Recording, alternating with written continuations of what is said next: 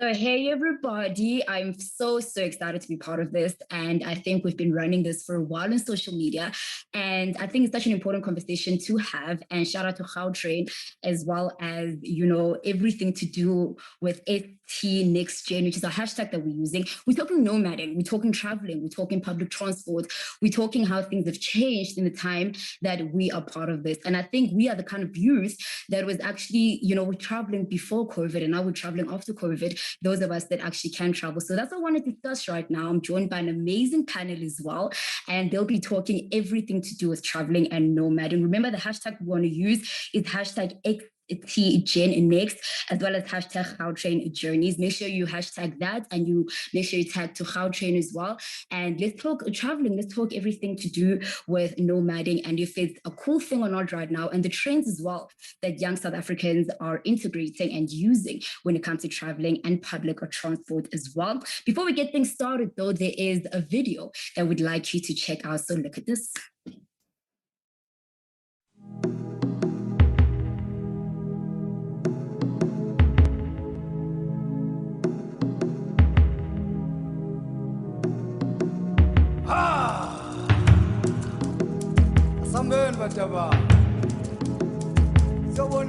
The story of Gautrain is not about a train. It's about how far we have come. The faces we meet, the places we see, and our everyday lives journey. It's about a new energy that has come to life. A golden thread that connects Africa to the world, bringing jobs to people and people to jobs. It's a story of a new phase and pace of Gauteng's public transport. We have come a long way, and still we're on the move, faster than ever. This is a story of a province with a pulse that never stops. This is a story of an amazing ride as Gautrain comes to life.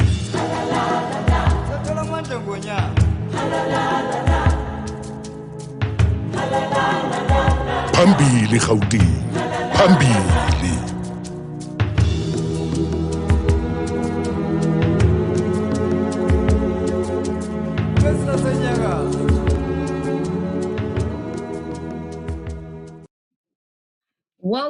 Welcome back to a chat that this day is super important. And it's a chat that I feel like we need to be very live about and speak about. So remember, we are live with you right now. So use the hashtag STGenNext. My name is Anati Seisi, and I will be your moderator and MC, and I'll be your connection to our panelists and all the questions that you may have right now. So use the hashtag on social media. I use the hashtag right now and let us know the questions that you would love to hear from our panelists. And throughout, I remember we are running a poll, and we want to hear from you basically. What is your payment preference when you're using public transport? Do you use tickets? Do you use cash? Do you use electronic, which I think a lot of people use right now, especially young people? And we also want to know, what are your reasons for traveling? I know that things are completely different right now, especially with COVID and especially after COVID. So we want to know, what are your reasons right now? Do you do it because of campus? Do you have to go up and down with campus of public transport? Do you use it for work? Because that's super important right now as well. Maybe for you, it's all about business or leisure. So let us know right now. In the mix of things as well, big shout out to Gautrain Management Agency, because they've got a competition running, and we want to make sure that you do travel safely and great. So we're giving away some hampers from Gautrain with 1,000 Rand, as well as some data with 1,000 Rand as well to the first 10 people. And of course, the last 7 people will get about 500 Rand worth of data. So answer the poll, be part of the competition. And of course, we'll choose the most creative answers and people that actually get involved. Now, before we get things started, and I speak to my panel who have been waiting patiently, very excited to speak to them. First things first, let's have a great welcoming from our Chief Operating Officer, Mr. Tshepo Khope from Gautrain Management. Thank you, Anati, and thank you to everybody who is watching us, listening to us, and first and foremost, welcome to yourself and the panelists, and I look forward to the discussion. It's very rarely that I get a chance to sit and listen to people and listen to what they want to talk about and everything else. We're talking travel today, and travel to me is very important. Those that do not know me is I am a COO during the week, and I'm a camera operator, carrier of tag, and carrier of bags for an interesting travel website and Instagram handle that is out there. I have learned new skills. I have capabilities of operating a DSLR madly. Maybe Gopar could tell you a lot about operating a DSLR. It's not such a simple thing. But we are here today to talk about nomadding as being a true jet setting. So one of the things that I've learned, so 2 years ago, we traveled, we did a 4 cities tour when my wife turned 40. We went to Singapore, to Mali, in what do they call it, in the Maldives. We went to Kuala Lumpur in Malaysia, and then we went to Denpasar in Bali. A whirlwind trip that spent probably about 4 weeks. It is not for the faint-hearted because you spend a lot of time on planes, trains, and buses. And everywhere else we travel, one of the most impressive things that you found there was the fact that there's information available to you. You are able to, pick up anywhere from as you plan. So one of the things that I'm also, I'm into tech and into the development of apps, and the app that we had developed when we developed Gauteng on the Move, which is the app that allows you to be able to see all modes of transport in the whole of the province, brought up one stuck issue, is the fact that people do not have information and do not know how to get about. And when people arrive in our province, they then have to think about how do they travel. So if you think about it, people don't travel in bits and pieces. So I don't go, well, I'll travel to South Africa, and when I get to the airport, then I'll figure out what to do. So it's called total trip planning. And when you talk about total trip planning, you're thinking about the extent to which from where you're starting off to where you're going to end up, and then the subsequent trips that you take. Therefore, we have to actually long-term wise make sure that there's enough information available to all travelers. But with us not being able to travel outside of the country, and with us not even accepted in any other country, as what do they call it, as now we have what's called the beta strain of COVID, that creates a greater opportunity. And that greater opportunity, I'd say to you, in the last probably 9 months, we've traveled to probably about 25 different places in South Africa. And I'll be honest with you, having traveled to 4 different cities 2 years ago, this country is beautiful. And even me as an interpreter traveler and somebody who travels as much as I do, I never knew as much as I now know. And that creates a great opportunity. But with that opportunity comes, the connectivity. And that connectivity is where we as the Gautrain fit in. We provide the first mile services if somebody gets off their flight. We provide the interconnectivity to a lot of parts of what they call it, of the whole of the province.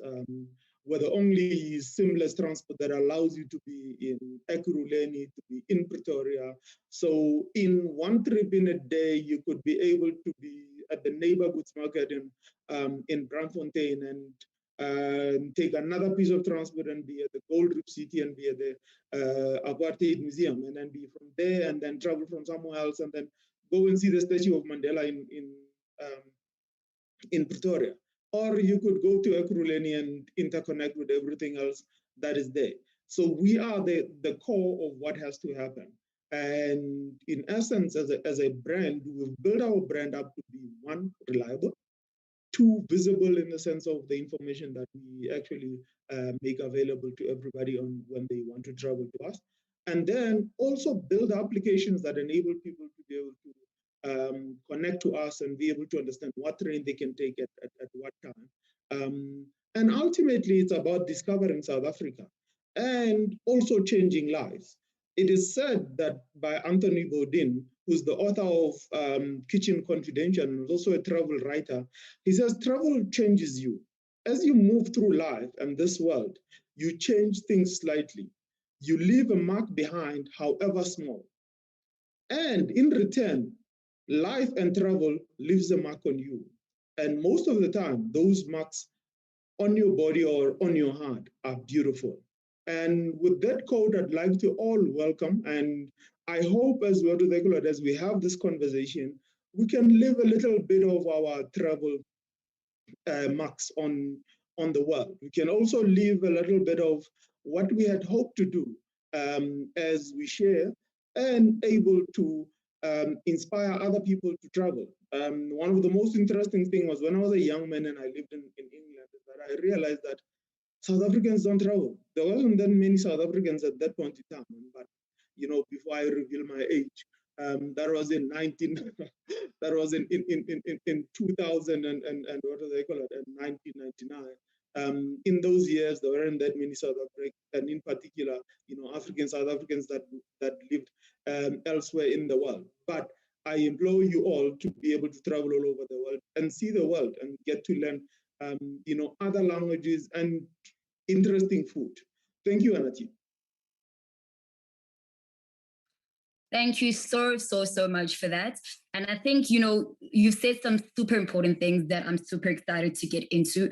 But before we continue, remember that we are running a poll. We want to hear from you, especially making traveling easier, especially for the young people as well. We want to hear from you. What is your payment preference when you use public transport? What do you often use? And what do you find easier for yourself as well? And we also want to know from you that what are your reasons for traveling right now? What is your, go-to place to travel to? And why do you decide to travel? So let's start the conversation with our first panelist, Mr. Usiyabonga Mabaso.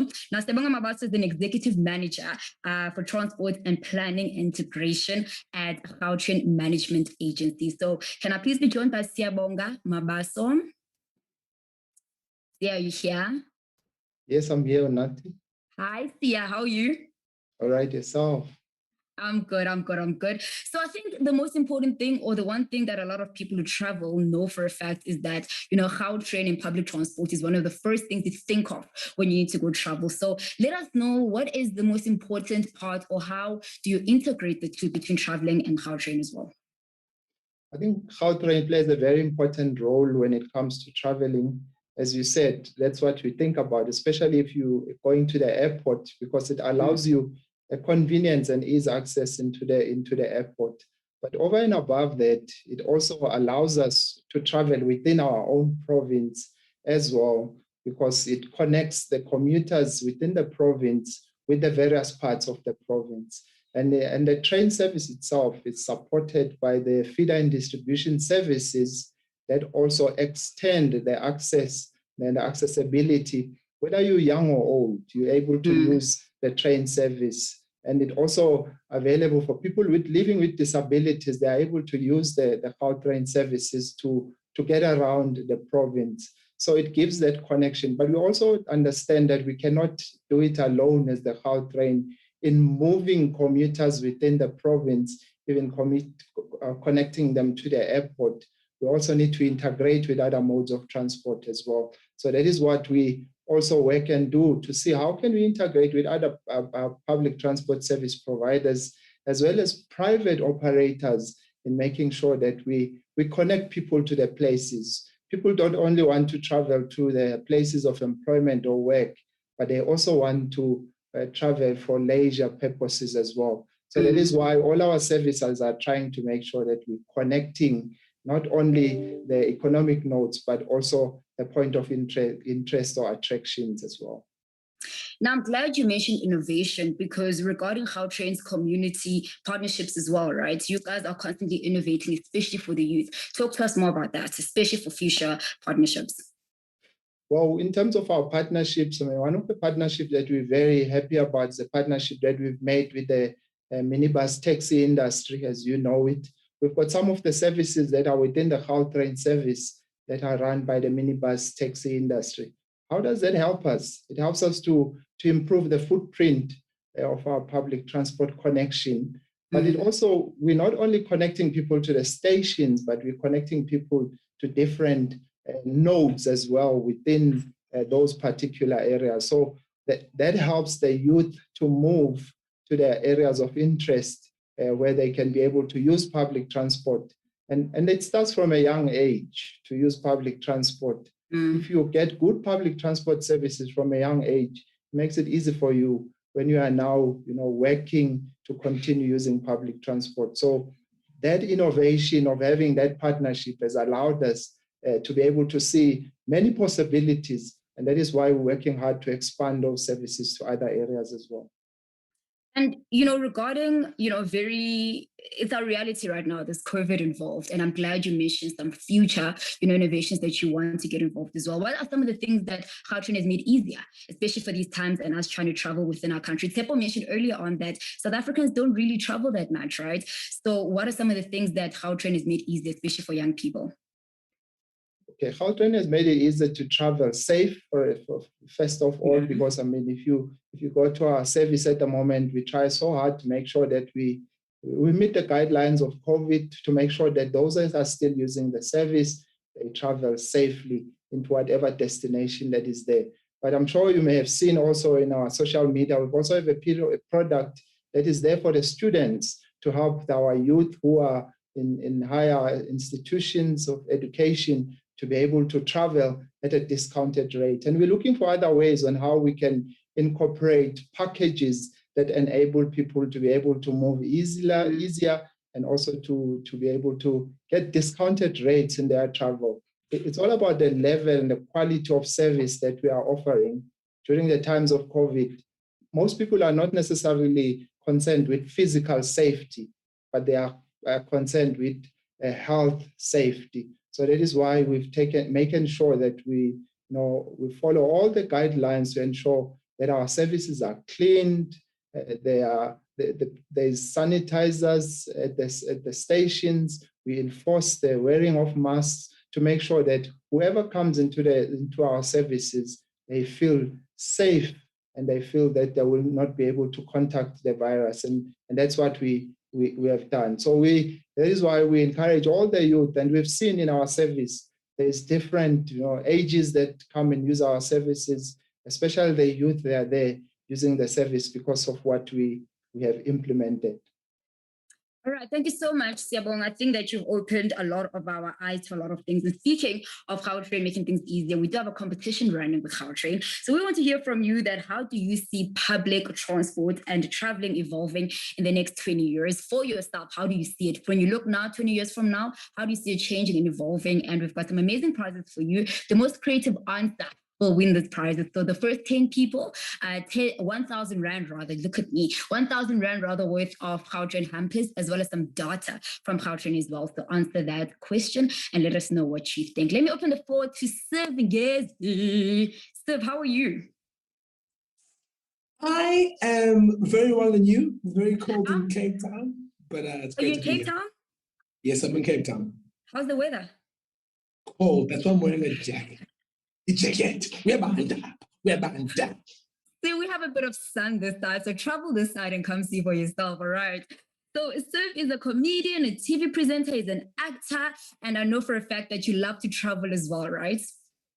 I live for travel. I travel to meet myself every time I can. So let's talk about some of the trends you've seen happening right now around young people when it comes to traveling. What have you picked up right now? I wouldn't consider myself young anymore, but I've definitely been caught in that particular. It's a state of mind. No. There's people who are younger. But I really have been doing a lot of internal traveling in South Africa. It's been unbelievable. A lot of staycations, going a weekend away, even in your own city. When you go and stay in a hotel with some friends, it's really been a pleasure to see. Packing your bag with different outfits to be able to take pictures for social media. How has that been? That's been a bit of a trend. I've been involved in a lot of trade exchanges with like hotels. I went to Tiger Canyon, which is in Bloemfontein, about being able to see tigers. But the cool thing is it's a weekend away, 2 days away, travel with a friend, staycation, or a girlfriend or a family member. And it's really, really been so amazing because it's been so affordable and accessible. And Gautrain is really, we've been living on Gautrain, always very clean, always on time, always beautiful, and always very safe for your health and obviously your safety. Quite a bit of a controversial question, especially since you have mentioned, some people are young, some people are not. These trends, would you say they are applicable to the youth or to both the youth and the older market? I think it's been really applicable to both markets because traveling internally is really affordable. When you were going overseas, it definitely used to knock out the younger generation. But now it's internal. You can work, you can save a bit of money. And now the younger market can actually do trade exchanges with clients online to be able to get, to get these free trips or be available. But what I think is one of the most amazing things that ever happened because of COVID, it's really shown the tourism industry that you need the local market, that you need the locals. You can't just depend on internationals, which is open up the market to people. There's like buy one, get one free. You can put money together and be able to travel internally. So I think it's been very important to open up the eyes of the tourism industry that they mustn't sleep when the world opens up and they just need international tourists. But for me, the old and the young, it's been amazing to travel. It's been so amazing to be up Table Mountain and only hear South African accents. What a change, eh? What a change. But for you guys to discuss these things together as well as young people, to actually advise each other that this is where we should go because the world did close. So this is what we actually have now, right? No, man, it's been incredible. And I'm seeing a lot of young people travel. There is no misconception that people of color don't travel, but actually people of color do travel. When I was a kid, we used to take trips to the Eastern Cape and go all over, but we just didn't have social media to show it. I think it's been really important. I want to thank Gautrain for doing this, to be able to show that South Africa is one of the most beautiful countries in the world, incredible biodiversity, animals, nature, everything is here, and some of the most beautiful people in the world. So travel, travel, travel, travel. Like I said, I travel to meet myself every single time I can. Just one more question, right? The travel narrative leaves great opportunity for brands to be seen by many people, right? Many eyes. In your opinion, what are some of these opportunities? Brands must not sleep. There are opportunities left, right, and center. If you are able to sponsor someone a trip, give away a trip, tell people for trade exchanges on social media, give people gear. There's a lot of gear. It's cold out there. It's winter. Give people a jacket. They'll take a picture. They can tag you. But social media is where I see the opportunity the most. For me, I challenge brands to take people who can't afford to travel and show them another world. And it's definitely, there's opportunities, and most of the opportunities are definitely on social media or on TV shows or on radio or on different spaces. But I mean, if you're a brand and you're not getting involved in travel and local travel, what are you doing? There's chances for marketing on Gautrain. There's just, it's inundated of what you can do. And if you're a brand and you haven't adapted to these times, then it's called adapt or die. Thank you so much, Steph, for that. Thank you so much for the chat. We'll have more questions for you a bit later on. And I think the most important thing Steph has, put out there is that an outline is that we want to travel. Young people actually want to travel, and brands need to, adapt, like you said, adapt or die and work with us because we want to be part of it. And someone that I'm going to open to the floor that I'm very excited to speak to because she will, ultimately paint a picture for us of the certain places that you could travel to and the fun places. Farirai, welcome.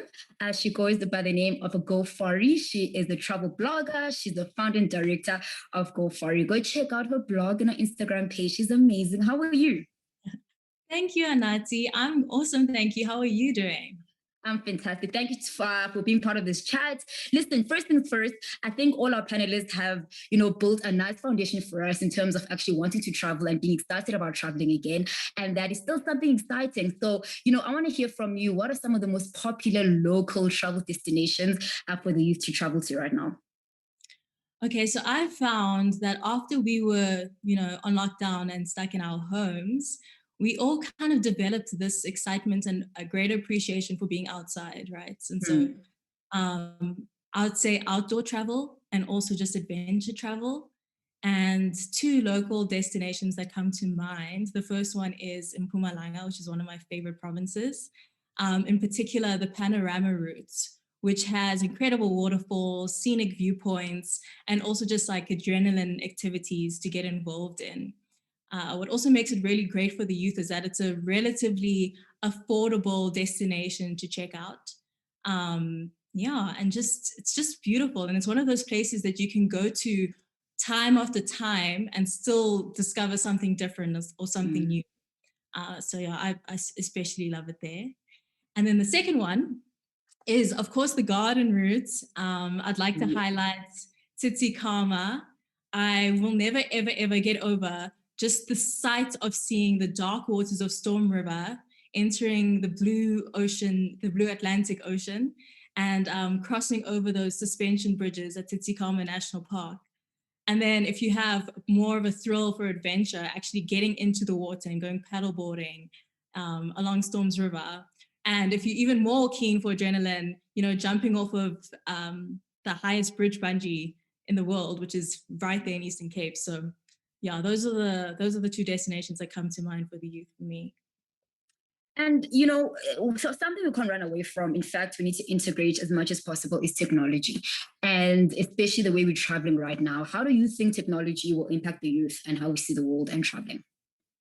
Okay, well, I think Siv touched on this when you were speaking about social media, because the youth love to capture what they're doing and share about it, which has actually made travel so much easier, because now you go on social media and you're able to discover so many destinations in greater detail and from people who are like you. So you get to get a perspective from other people, other young people who are traveling, and see how they experienced different destinations, instead of it being maybe from someone that you can't relate to, or someone from abroad who came to visit it from a different country. So we're now able to experience different parts of South Africa through social media, and we're able to discover special places. But besides social media, I also find that we have a lot of apps which make things a whole lot easier in terms of planning. One of them, which I think everybody probably has, is Google Maps. It's a lifesaver. Not only does it help you get where you need to go, but it also just helps you discover places that are around where you need to go. So, in this time where we are looking more to destinations that are close by, we're able to discover that, hey, not so far away from me, there's actually a park, or there's actually a hike that I can do. And on my way to my destination, there are actually a number of stops that I could actually check out. So yeah, technology is definitely a game changer for all of us in travel. And right next to technology is transport, right? And getting around. So what do you consider when you are choosing your mode of transport, especially when you want to travel, maybe places even outside of Joburg as well? Okay. Yeah, so for me, I'm very much into the planning of travel. And my whole thing in the beginning has always been to always map out what all of the options are, right? Because everybody's priorities are different. So maybe for you, it's about, how can I get there the quickest because I only have a limited amount of leave days? Or it could be affordability, or safety, of course, is applicable for everybody. So I think it just depends on the trip, but those are the things. So yeah, safety, affordability. What was the other thing I said? Safety, affordability, and just how quick and efficient it is. And so that comes into, the Gautrain comes into this, where we know that we can rely on it. We know that it's going to, get us where we need to the quickest. So yeah, that's how I weigh out my options. I've got a question here that came through from one of our viewers, from Wayne, and it's actually for everyone, but I'll start with you right now since I've got you. When it comes to brands that stand out to you, and it comes to traveling as well, that have adapted to the new way of traveling, what kind of brands do you like in that space? Okay, so I am a big fan of youth-led brands and local brands in South Africa. And one of the brands that I work quite closely with is a brand called Curiosity. So they are basically a hostel and hotel group that's Black owned in South Africa. And when all of these changes came about, what they've brought about now, because they're very much about social travel, and they're very much about getting under the city's skin and doing group tours and learning about the history of our cities. So now what they've brought is virtual immersions. So what that means is you're now able to actually experience Soweto or experience the street art in Maboneng through a virtual experience while you're at home. So using technology to actually learn about your city and learn about the country. So I think that's been a really great innovation for travel. It's made South Africa accessible to more people, and it's also made it accessible to international visitors who aren't able to come here at this time. All right, thank you so much, Fari. I think that was very insightful. And I did say that I like your blog a lot, so follow her, okay? Go make sure Fari is part of it. Steve, I see you. Did you want to comment about the brands, the local brands that you think have changed the shape and make things easier? I think for me, I'm quite obsessed with travel bloggers, local travel bloggers, because for me, that's a business. It's a business around the world. I know people who do. So for me, I really recommend people to check out people's blogs, check out people's Instagram posts. The lady who just spoke now, I want to travel with her. So I challenge her to connect with me and let's do some traveling together. Let's do some stuff together. And I really look forward to doing more of the world. And I think just back anyone who's local, who's doing traveling around South Africa, around the world, back them, whatever it is, just back anyone who's local. And I look forward to traveling with many more. I just got an idea now that I'm actually going to contact people in different cities around the country to be able to show me a little bit of their city. So I look forward to doing it soon. Yay, see, that's what it's about. If you're joining us right now, please don't forget to use the hashtag #STGenNext. So let's have a chat, let's connect, let's make sure that traveling is still a thing. So Elizabeth has also been waiting. So Elizabeth gets to join the floor. Elizabeth Slutt is a travel editor right here for Sunday Times. How are you, Elizabeth? I'm good, thank you, Anati. How are you? I'm fantastic. So Elizabeth, you obviously have been part of travel before COVID and after COVID. You've seen the changes. You've seen how we have to adapt and, different things as well. So I want to hear from you first things first. What are some of the local travel trends that you've noticed of late, especially with everything happening? Well, I mean, the thing that I think is so cool about South Africa is we've been talking so much about the inspiration of travel. I think for me, particularly, we carried on publishing all the way through, even from like the very first week of lockdown when we pretty much couldn't leave our houses. And the determination of people to get out as soon as the levels started opening, when they were like, you can leave your house from 6 a.m. to 7 a.m. It was about which parks can I go to? Then it became, we were looking into like, what are the provincial boundaries?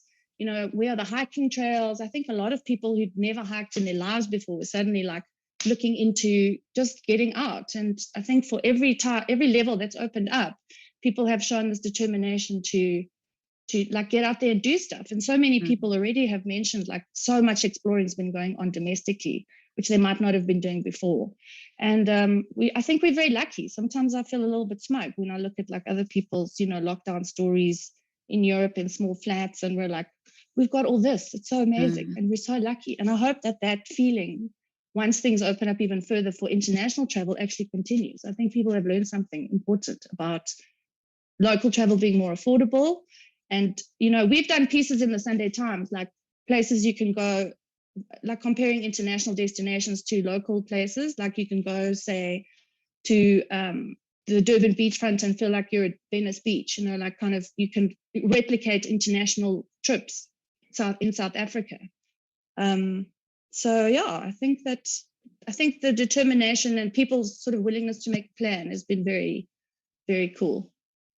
In terms of your opinion and print as well, and you kind of, knowing this and you kind of working around this as well, what are some of the most popular and enjoyable travel platforms that, you say people are planning or they can plan or get involved in as well? You mean for planning trips? Yes. I mean, what are some of the popular places? Well, I must say, I must give a shout out to the Sunday Times in the lifestyle section, because I do think that the first step in planning a trip is obviously making a decision about where you want to go, right? So it's about inspiration. And so we obviously work very hard to we've always been very insistent about being practical. So, a lot of publications have been doing things like when we travel again, and then writing about places that are not realistic for us right now. So we've been very realistic all the way through. And then I think, again, what everyone's been saying, that things like Instagram, you find the Instagrammers you like the best. And, if you're a detail-oriented person who likes to plan, like the process that I would use would be to, first of all, choose the destination that I like. And then, there's, I think often the accommodation booking websites are very useful. So something like Airbnb, if you want to go to, let's say, Dullstroom, then you go to Airbnb and you look at, Dullstroom. Besides just getting a listing of the places that you can stay, there's also a lot of information attached to that around the things that you can do there. So I quite like those big ones. And also things like booking.com, even, they also have a lot of information. TripAdvisor is pretty great if you like to trawl. I love to read the 1-star reviews and the 5-star reviews and then make a decision based on the comparisons. Yeah, that's what it's coming to mind right now. And I'm glad you mentioned all of those, especially Airbnb. When it comes to technology and apps that you think and you would recommend for people, what are those? Well, I mean, pretty much a lot of those places that I mentioned also have apps. So if you're not using the internet, then you can also do the same. Airbnb has an app. I mean, I have actually traveled to places without having too much of a plan. Sometimes I like to plan. Sometimes, I mean, you really can now, thanks to technology. Arrive in a town, maybe have like one night arranged, and then you can literally get on your phone and like find something else like within 10, 15 minutes. So my cat's coming on like Roger. So yeah, things like I think the Airbnb, and then another one that I actually really think is quite useful is airline apps. I mean, I just actually took my first international trip in a year, which was with Airlink, and they've just actually put out an app, which I think a lot of the airlines are going to be doing it, all this hands-free business, same as hotels. It's going to be a case of download the app so you can check in online on the app. And so I think those are quite useful too. I mean, I went through the airport, got on board, never ever signed a piece of paper or like touched anyone because I just had my phone. Yeah. I think that's and then I also, yeah. No, I was also going to say another one that I think is quite, useful would be because of, especially with young people, I think data is a big deal. So I think any sorts of, like, I would say the apps linked to the ways that people access data would also be quite a good platform to kind of reach young people. Are you stroking a cat there? Sorry. Wait, she's rubbing her face against my laptop. Go away. Sorry. All right, Elizabeth, before I let you go for a bit, I've got a question that just came through from Unondumiso specifically for you, saying that how does one become a travel writer? Especially on travel and in the media, do you need extensive travel experience or not? Well, I mean, I think, there's many, many different paths that people have taken to become travel writers.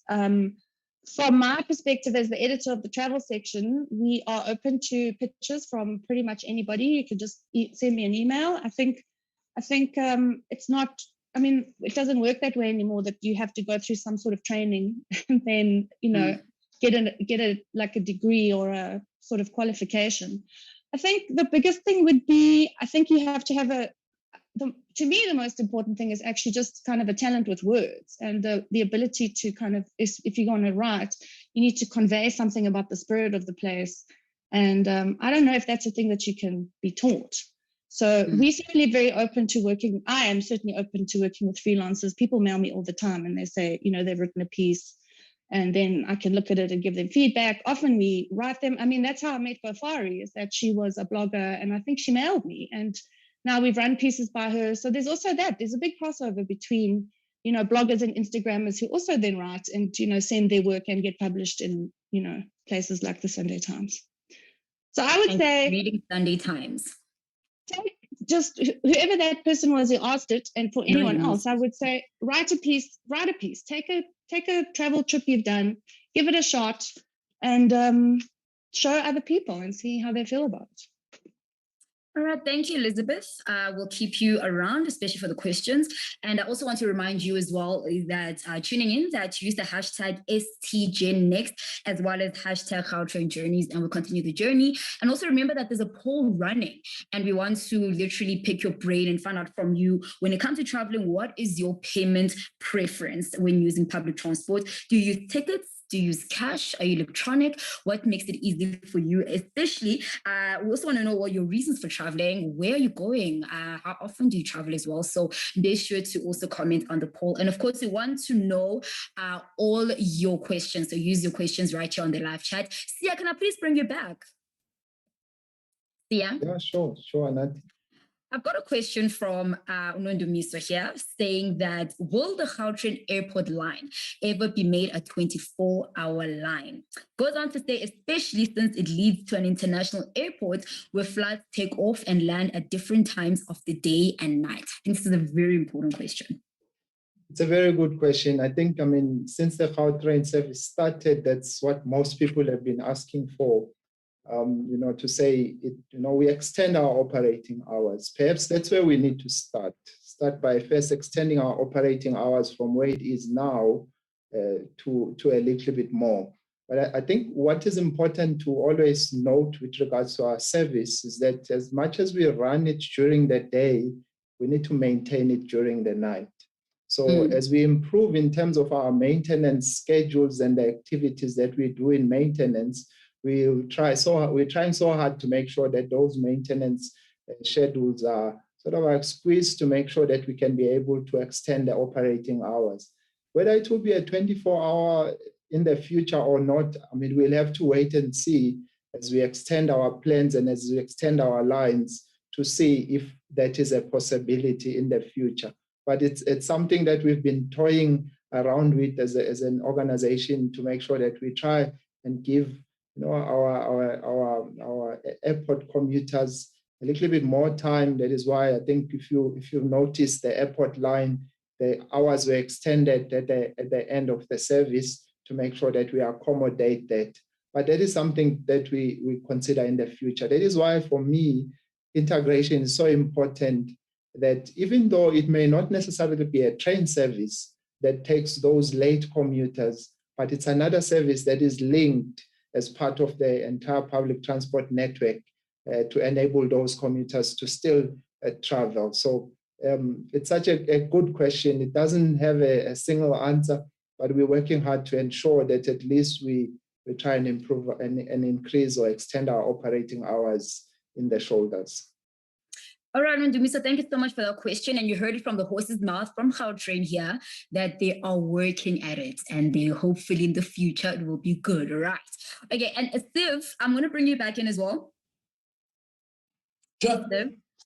Right. There's a question on a live chat from Sasha to you saying that, do you have any upcoming travel shows planned for the near future?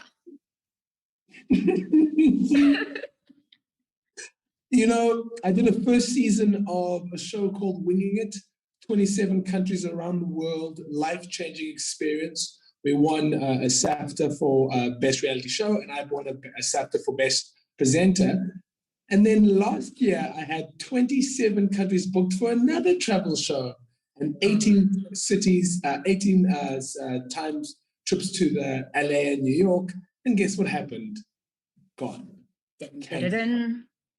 So I have stuff on the line. I'm busy chatting to Netflix. I'm chatting to Mnet. I'm chatting to Showmax at the moment about creating something. But a lot of people are quite scared of travel, international travel at the moment. But from December, if the world opens up a bit, I'm going to do 3 months around the world alone. 3 months around the world with my camera, my drone, and my GoPro. So you'll travel with a one change of underpants and travel the world alone. So thank you so much for the question. But there definitely is stuff in the pipeline. Unfortunately, last year's one was cancelled for the Africa channel. Man, COVID, right? COVID. We're sick and tired of you, COVID, man. And that's why we're having these chats, right? To advise each other on easier ways to do this. Go for it. I actually have a question for you. Go for it. Can I bring you in? Yes. I have a question for you that I came through. Is that, go for it, in your opinion, when it comes to travel, right? And if you would say top 3 places you need to go to right now, where would that be for you? Easy in terms of, money is about traveling. What would it be for you? Okay, so my focus is South Africa. So I travel South Africa solo. So it's going to be South African destinations. Gosh, I think I kind of already said that I love Mpumalanga and Eastern Cape. So those 2 are up there. But if I add another 2, I'm currently obsessed with Limpopo province. Guys, don't sleep on Limpopo. In particular, you have to visit the sand parks that's called Mapungubwe National Park. It's in northern Limpopo, very close to the border of South Africa and Zim. And you need to stay at Liokwe Camp. So what's special about Mapungubwe is that it's actually a historic site. It's the site where African kingdomship began in Southern Africa. So basically, while you're there, you get to go on this experience of going on a hilltop tour where, this African kingdom used to live. and they've preserved it so well, and they tell the story of it so deeply. And it's kind of one of those experiences that you go on and you're like, how didn't I know about this, ages ago? So definitely Mapungubwe. And then also the camp itself has this incredible, they call it an elephant pool, where while you're swimming there is a chance that elephants could come over and drink some water. So I'll add that to I think now I've got a top 3 list. So you have to do the panorama route, you have to go to Tsitsikamma, and you have to check out Mapungubwe National Park in Limpopo. Alrighty, thank you. I mean, I can only rave about, that we need to focus on blogs and local blogs for each other, like Flip State, because look at the advice you just gave us right now. Like, we're excited to travel. And I want to remind you as well that Gautrain has an awesome competition. We want to give some Gautrain hampers. We want to give you some data as well. And we just want to hear from you. How do you see, traveling and, going around, especially in the country? How do you see that changing, especially in the next 20 years? We want to hear the most creative answer, and we will give you all those prizes. Elizabeth, can I please have you back? There's a question I had earlier on, and I did say I want to bring it back to everyone, and that was regarding the brands that you say would make things easier or make things easier when it comes to traveling. What are those brands for you? Yeah, that's actually, I was like, please don't ask me that, because I mean, we don't think about brands. We like, our publication is experiential. We focus on information for the readership. And so it's really, I can comment on like destinations, certainly. In fact, I wanted to say, thanks Gofari for your recommendations, but I feel like there's a lot of like this, people are saying no one will have us anywhere. And I do want to remind people actually that there's a small sub-Saharan Africa, like we've never had an opportunity to be able to explore those places more than we do right now. So when you asked her that question about like a must do, I would say from my perspective, this was actually a real, like I've been to a lot of places, obviously just for work.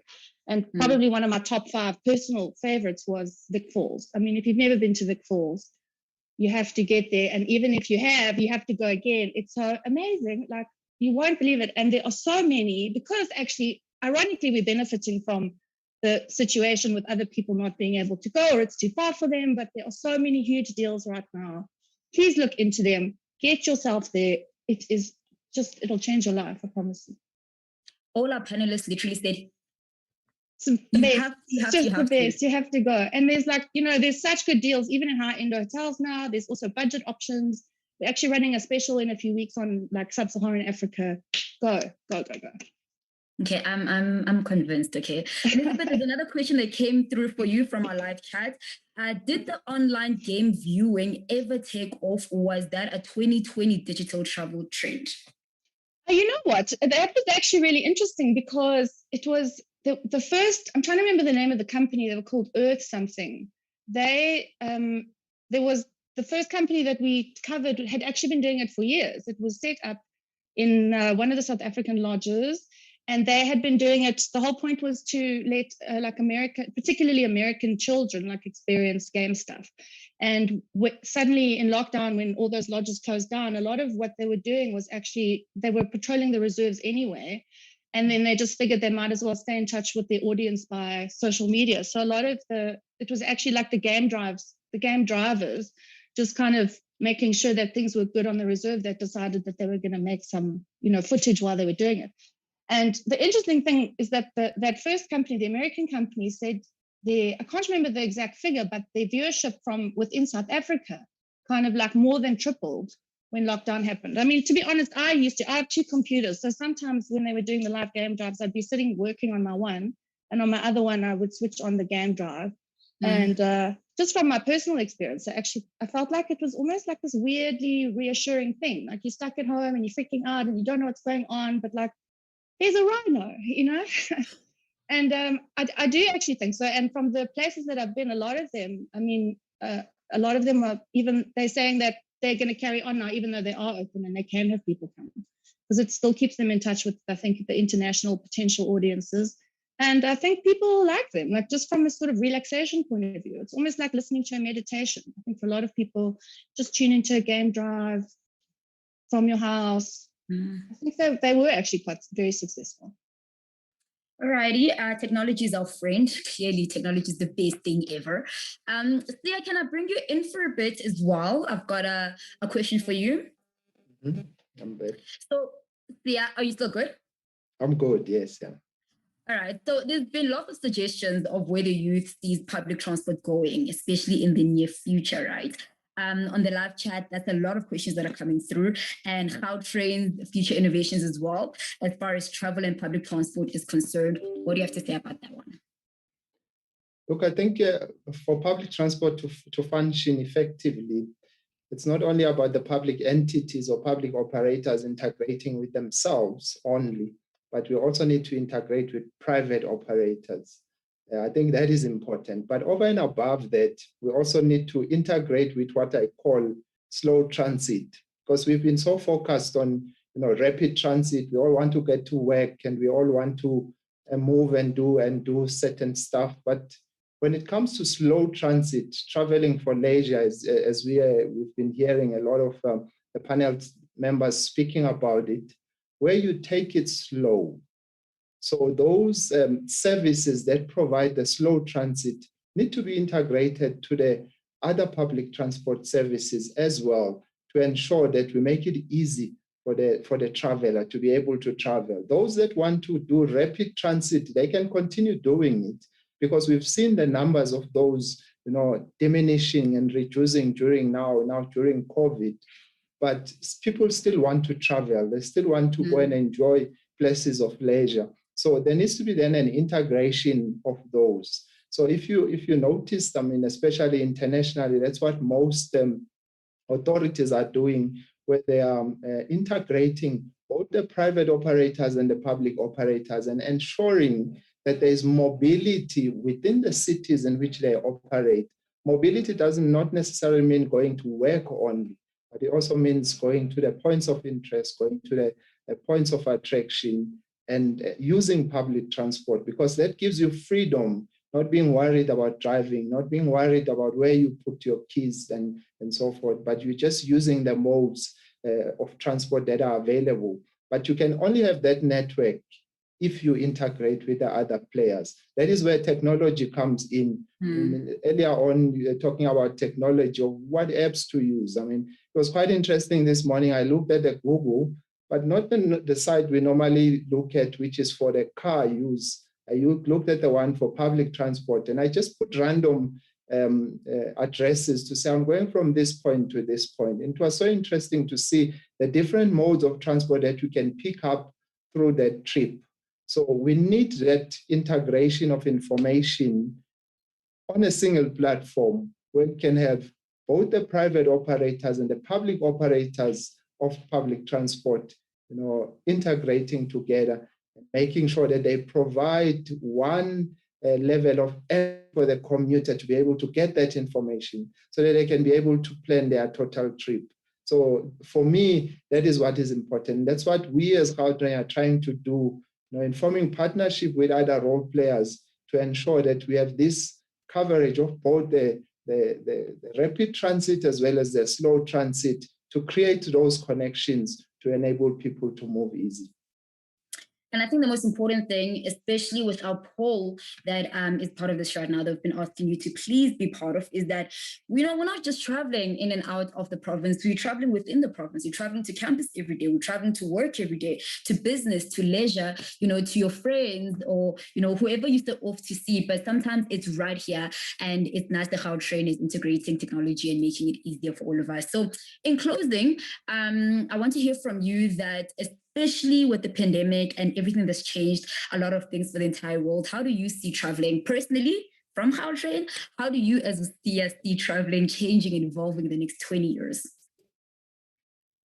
Look, I think traveling will change. It has already. We've seen it changing. Most people are actually, as we have seen, majority of people are working from home, and that has had a major impact on public transport operators.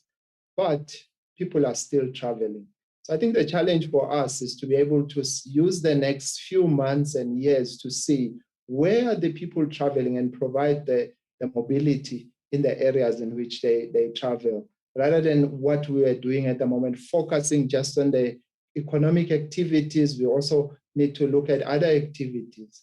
But for me, it also means we need to start planning public transport from when a young person is very young. When they start school, we need to provide them a quality of public transport that they never think about buying their own vehicle in the future, because from the young age, then they've been exposed to quality public transport. If you see what our young people that are in primary school, have to contend with the transport services that are being offered, I mean, it breaks someone's heart. So it is important that we as public entities get involved in making sure that the public transport is from the young age, is provided to these young ones. And as they go to high school, they still remain to receive the same level of service that we've inculcated in their young age.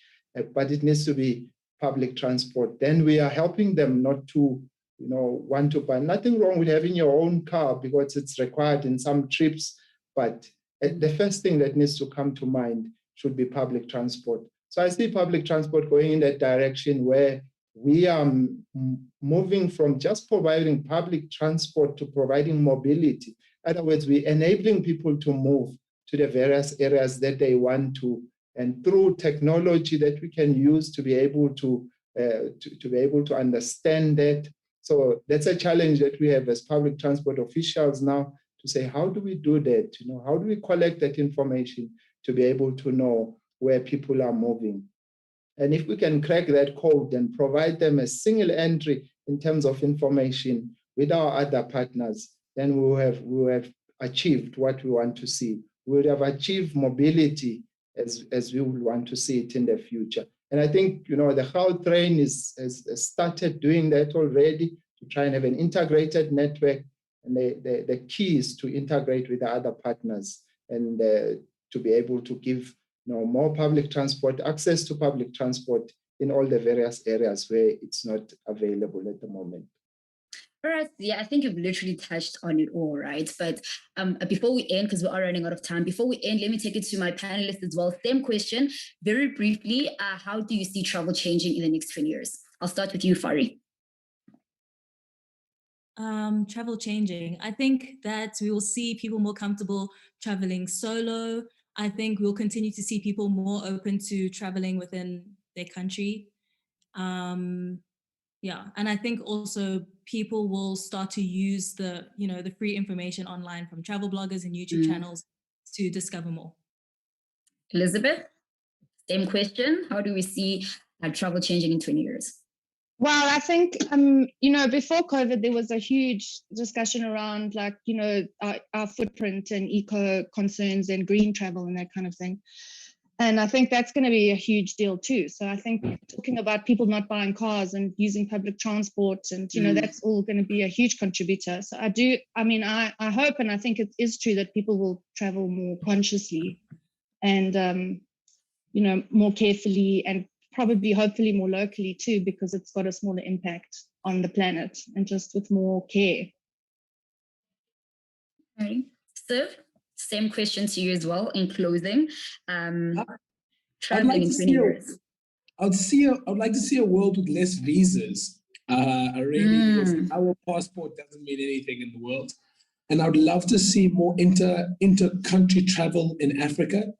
It's just so expensive to travel in Africa, especially Upper Africa. And I really would love to see more like if you're traveling from one country to another, it can be like when you're in Europe, it can be like traveling over a province.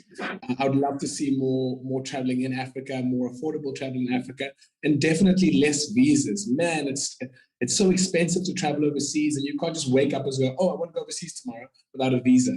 So I'd love to see more of that and just opening up the world more. But sadly, I feel like more countries are going to close off their countries because they're scared of COVID a little bit more longer, but we'll see. Alrighty, and that's how we're going to wrap things up. Thank you, everyone, for joining in. I especially want to thank our amazing, amazing partners. I want to thank Gautrain Management Agency. I also like to thank Yellowwood as well. Everyone who's tuned in live, thank you for all your questions. I know that they came through, a lot of them. So obviously, it was just an hour. We couldn't get through everything. And thank you for using the hashtag #STGenNext.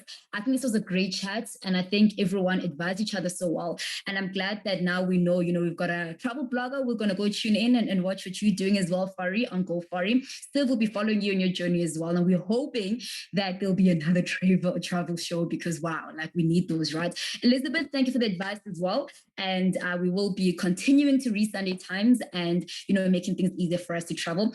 Sia, thank you so much, Gautrain as well. And remember that the poll is still running and the competition is still on as well. So, if you did enter, we will be in contact with you for those vouchers and hampers from Gautrain. But from all of us, thank you so much for joining in. And it was amazing.